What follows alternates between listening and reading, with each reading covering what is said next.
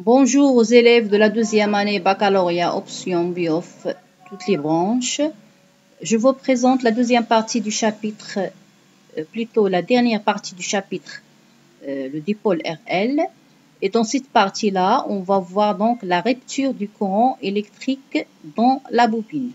Donc pour cela, on va appliquer donc au dipôle RL une tension plutôt un échelon de tension qui est descendant, c'est-à-dire qui se caractérise par le fait que pour T inférieur à 0, on a la tension U est égale à E, et pour T supérieur à 0, on a la tension qui est donc égale à 0. Donc sous forme d'un échelon, d'une petite échelle qui est descendant. Donc, on va donc faire la rupture du courant dans la bobine. Et pour cela, on aura donc une équation différentielle qui va vérifier l'intensité I du courant comme on a fait pour l'établissement du courant électrique. Donc, voilà donc le montage qu'on réalise, ou plutôt le même montage qu'on a dans la vidéo précédente, sauf que cette fois-ci, on va ouvrir donc l'interrupteur. Donc, la diode, elle, le rôle de la diode, puisqu'il est branché dans le sens bloqué, donc il est à la fermeture de l'interrupteur. Donc, la diode, donc, quand on va donc ouvrir l'interrupteur, donc la diode va permettre quoi? Il va permettre donc d'empêcher qu'il y aurait donc une surtension aux bornes de la bobine. Donc c'est son rôle, c'est le rôle de la diode donc dans le circuit. C'est-à-dire quand on va ouvrir l'interrupteur, donc la diode elle va permettre donc d'empêcher l'apparition d'une surtension aux bornes de la bobine. Donc voilà donc pour le rôle de la diode. Donc la diode et le conducteur ohmique vont permettre donc le passage du courant quand on va ouvrir l'interrupteur K. Donc on va appliquer toujours la loi d'additivité de tension.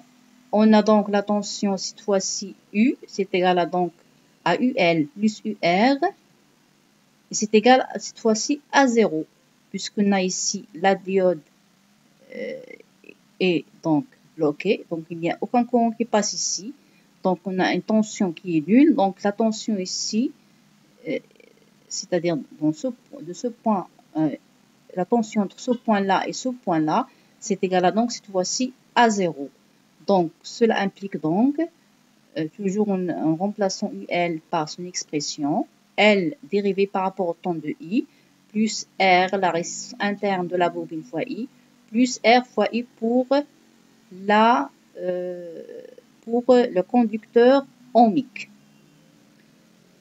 Donc, on va donc mettre en facteur I, donc ça sera donc L dérivé par rapport au temps de I, plus petit r plus grand R fois I est égal à 0.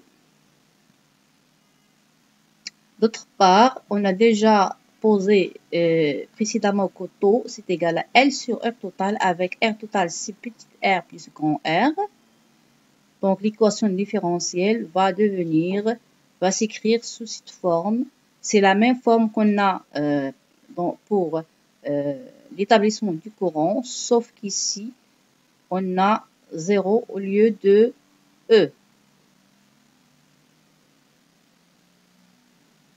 Au lieu de E sur R total. Donc ici, donc la solution, c'est la même démarche. Donc la solution s'écrit donc sous la forme I de t est égal à A exponentielle moins mt plus b.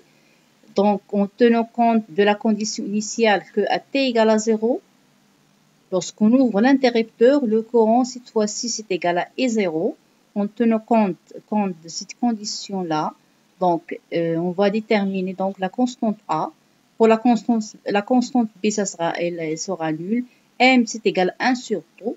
Et donc, la solution de l'équation va s'écrire I de t est égal à I0 exponentielle moins t sur τ. Donc, c'est le courant donc, de rupture dans la bobine. avec donc I0, c'est E sur R total. Et taux, c'est égal à donc à L sur R total. Donc, voilà la solution pour le cas de la rupture du courant. Donc, on a un terme qui a disparu puisqu'on avait, pour l'établissement du courant, on avait I de T, c'est égal à E0 fois 1 moins exponentielle moins T sur taux. Donc, il y a un terme qui a disparu. Donc, il reste E0 exponentielle moins T sur taux.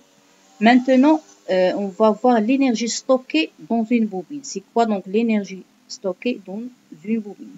Pour cela, on va réaliser le montage suivant, constitué donc d'un générateur de tension, d'une bobine, d'une diode et d'un moteur.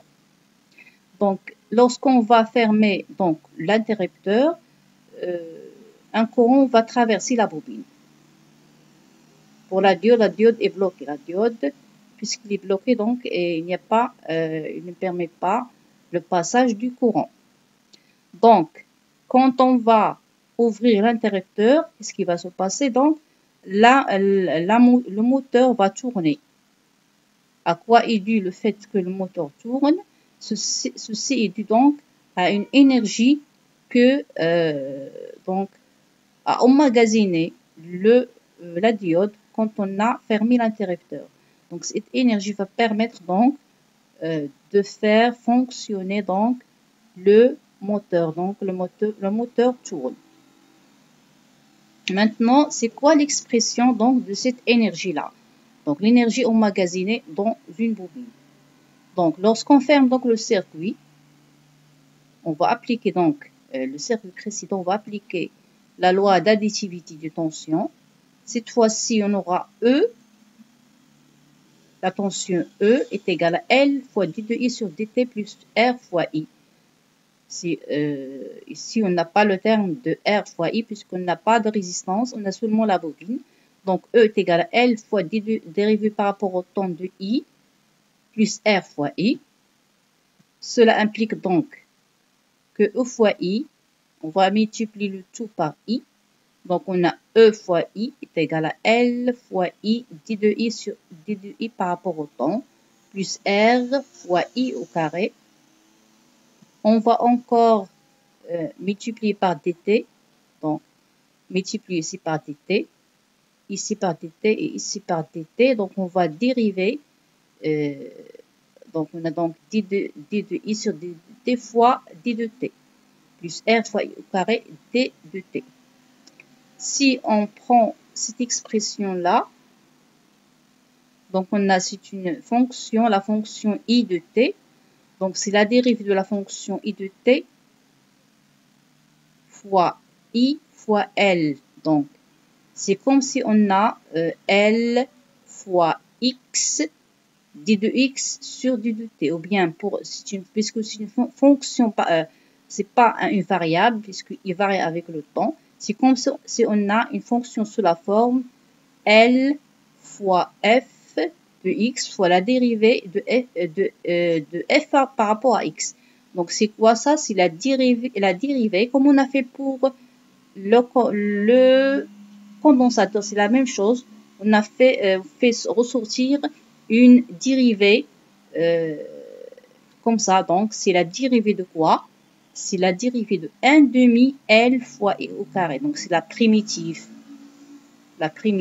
de cette fonction-là. Donc, si on dérive cette quantité, ce sera donc égal à 2 fois 1 demi fois L fois I d de I sur d de t.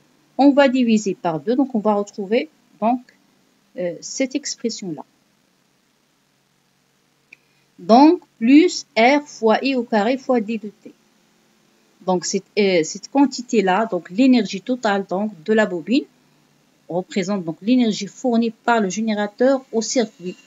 Donc, E fois I fois d de t, c'est l'énergie fournie par le générateur à tout le circuit, donc à la bobine, donc au cours de la durée dt. Donc, on a une quantité R fois I au carré fois d, c'est-à-dire à la bobine et au moteur. Donc, on aura une quantité qui s'écrit sous la forme RI au carré dt. C'est l'énergie dissipée par effet Joule dans le circuit. On voit bien donc l'expression de R fois I au carré qui est donc la loi de Joule. Donc, c'est l'énergie dissipée par effet Joule dans le circuit. Et on a LI au carré sur 2, c'est l'énergie emmagasinée dans la bobine. Donc, voilà l'expression de l'énergie emmagasinée dans la bobine. Donc, une bobine d'inductance L, traversée par un courant d'intensité I, emmagasine donc une énergie OM, donc qui s'écrit sous la forme de 1/2, c'est cette expression-là, donc 1/2 fois L fois I au carré. Donc, c'est l'expression de l'énergie emmagasinée par donc une bobine d'inductance L, qui est traversée par un courant d'intensité I. Donc, avec L, bien sûr, l'inductance en Henry, I en ampères, A et EM en joules. C'est une énergie donc, qui s'exprime en joules. Donc, voilà pour la dernière partie du chapitre RL. Et j'espère vous retrouver très bientôt. Et au revoir.